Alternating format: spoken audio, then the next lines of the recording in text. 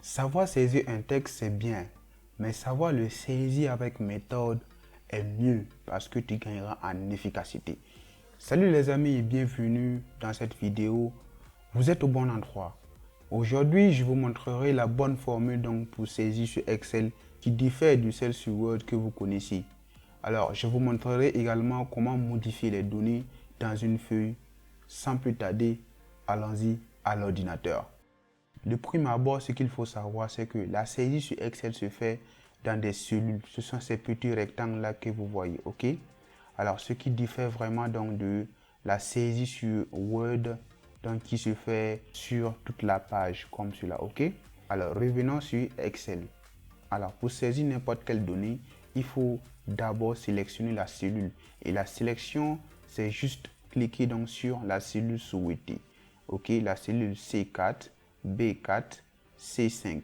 Ne double-cliquez pas pour dire que vous avez sélectionné la cellule. Ok, alors on va sélectionner la cellule C5 comme cela. Alors, une fois que vous avez sélectionné la cellule, saisissez ce que vous voulez. Alors, si vous avez fini de saisir, appuyez donc sur la touche Tab pour passer à la cellule suivante. Et quand vous avez fini de saisir les données sur une ligne, appuyez donc sur la touche Entrée pour aller au début de la ligne suivante. Ok, donc ici nous allons saisir liste des employés. Ok, comme cela. On va faire un petit exercice, c'est-à-dire de créer une liste de personnes qui travaillent au bureau. Alors pour cela, appuyons sur Entrée et saisissons Nom. Donc pour passer à la cellule suivante, on va appuyer sur Tab et on saisit Poste. Pour revenir au début de la ligne, pour saisir le nom, on va appuyer sur Entrée et saisir par exemple Kandi Abdul Fataf. Ok, on appuie donc sur Tab pour passer à la cellule suivante et on saisit 202. Entrée, on va saisir Sawadego Jasmine. Entrée, Ouedraogo Rose. Ok, alors voici la liste que nous venons de constituer. Si je vous demande tout de suite de sélectionner liste des emplois, voici ce qu'il ne faut pas faire. Double-cliquer et sélectionner tout ça. Ça, c'est ce qu'il ne faut pas faire en numéro 1. J'appuie sur la touche Escape. Ok, alors ce qu'il ne faut pas faire en numéro 2, c'est ça. Qu'est-ce que vous venez de faire? Vous avez sélectionné deux cellules. Pour sélectionner liste des emplois, il vous suffit donc de cliquer sur la cellule C6. Ok, la preuve que vous avez sélectionné liste des emplois, venez dans le groupe police et mettez le texte en couleur.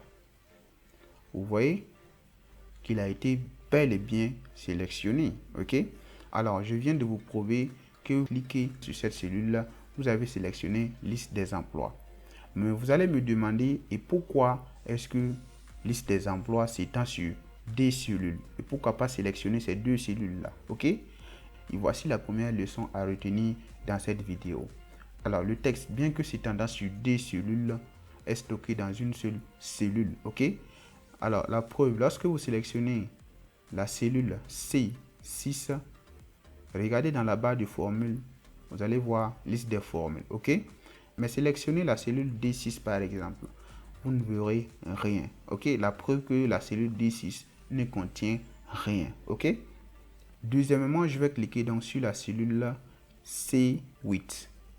Lisez avec moi la barre de formule Kandé Abdul Fataf. Mais si vous lisez ici, vous n'allez pas voir Fataf ici. Pourquoi? Alors parce que sur Excel, lorsque vous entrez une donnée plus longue que la largeur de la cellule et que la cellule suivante contient des données, cette dernière là sera tronquée. Ok, voilà pourquoi vous ne voyez pas la suite du texte ici, bien que ce texte là existe. Ok, alors vous pouvez voir le nom suivant, Sawadego Jasmine, il n'y a pas d'entrée dans la cellule suivante. Voilà pourquoi le nom s'affiche complètement. Ok, de même que Ouedraogo Rose. Maintenant, pour la suite de la vidéo, nous allons voir comment modifier une donnée sur Excel et comment ajuster automatiquement la largeur d'une colonne de façon à ce que toutes les entrées soient visibles comme ici et non tronquées. Ok, alors pour le premier cas, comment modifier une donnée sur Excel? Supposons que le nom Ouedraogo Rose, c'est plutôt Ouedraogo Rosaline, ok? Et qu'on veuille modifier le texte Rosaline. Le principe ici, c'est de ne pas reprendre tout le texte, ok? C'est-à-dire d'effacer le texte et de recommencer à saisir Ouedraogo Rosalie, comme cela, ok? Mais plutôt d'aller directement et de corriger l'erreur là où elle se situe, ok? Pour cela, double-cliquez dans la cellule pour passer en mode édition, ok? Et partez maintenant dans la partie où se trouve l'erreur. Alors à ce niveau, corrigez maintenant par Rosalie. Si vous finissez, validez en tapant sur la touche Entrée. La deuxième méthode, c'est de sélectionner encore une fois de plus la cellule concernée et de partir dans la barre de formule et de cliquer dessus. Alors, de corriger la partie concernée de cette façon. Si vous finissez, tapez sur la touche Entrée et c'est fait. Voici comment corriger rapidement des données sur Excel. Alors maintenant, nous allons passer à comment modifier la largeur de la cellule très facilement. Alors pour cela, nous allons sélectionner cette partie du tableau et en même temps, je vous apprends comment déplacer donc des données sur Excel. Sélectionnez la partie, alors puis amenez la souris dans l'un des bords, ok, de la sélection et faites un clic gauche et déplacez la souris pour l'amener à l'endroit où vous voulez et relâchez tout simplement le clic, ok. Alors donc nous allons travailler avec cette partie, ok. Ce que nous voulons, c'est de modifier la largeur donc de la cellule de sorte que Kandé Abdel Fattah soit visible ici, ok. Donc nous pouvons le faire de deux façons. La première des manières donc c'est de venir modifier manuellement alors la largeur ici, ok. Donc on fait ça et on voit que ce n'est toujours pas visible. On augmente encore, ok. Alors la deuxième des façons, c'est de venir ici dans l'onglet format, la largeur de la colonne, puis on augmente la largeur. Alors par exemple 25 et on valide pas OK. Alors la troisième et la dernière des techniques, c'est celle que je vous recommande parce qu'une fois que vous avez des données assez nombreuses, c'est difficile donc d'utiliser la méthode manuelle parce qu'il y aura des données qui seront toujours cachées et c'est difficile aussi d'utiliser la deuxième méthode donc sur le format. Alors la troisième méthode donc c'est de venir en haut de la colonne puis d'observer l'aspect de la souris, ok. Alors double-cliquez juste et automatiquement la largeur donc de la colonne se modifie pour afficher l'entrée la plus large donc de la cellule, ok. Et l'entrée la plus large ici c'est Jasmine, ok. Alors si vous aviez des milliers et des milliers de données, toutes les données donc avec cette technique seront visibles, ok.